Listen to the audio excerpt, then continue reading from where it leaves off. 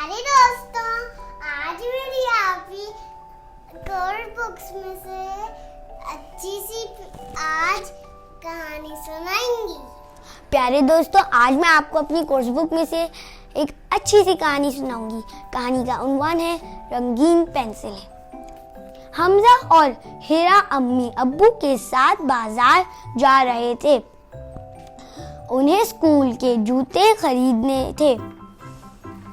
दुकानदार ने हमजा को काले जूतों के साथ लाल पानी की बोतल और हिरा को सफेद जूतों के साथ रंगीन पेंसिलों का एक डब्बा तोहफे में दिया।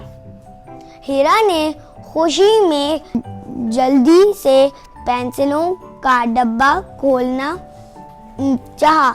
डब्बे का ढक्कना नहीं खुला तो उसने और जोर लगाया। अरे, सारी पेंसिलें नीचे गिर गईं। सिर्फ डब्बा हिरा के हाथ में रह गया। अम्मी को गुस्सा आया। अब्बू ने कहा, चलो अब जल्दी से पेंसिलें उठाओ। हिरा, हमजा और दूसरे बच्चे जो जूते लेने दुकान पर आए थे, उन सब ने मिलकर हिरा की पेंसिलें उठाई।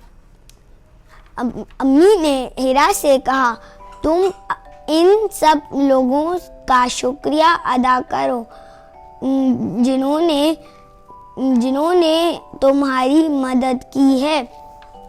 हिरा ने मुस्कुराकर सब का शुक्रिया अदा किया। दुकानदार ने कहा, हिरा बेटी, आप अपनी पेंसिलें गिन लीजिए, कोई नीचे तो नहीं रह गई। हिरा ने पेंसिलें गिनी।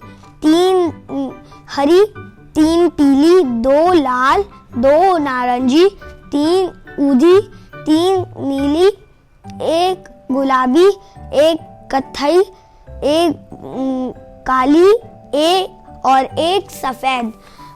कुल पेंसिलें कितनी हुई? 1 2 3 4 5 6 7 8 9 10 11 12 13 14 15 16 17 18 19 और 20। आपने देखा, हिरा ने जल्दबाजी में अपनी 4 पेंसिलें खो दी। डब्बे में तो 24 पेंसिलें थीं।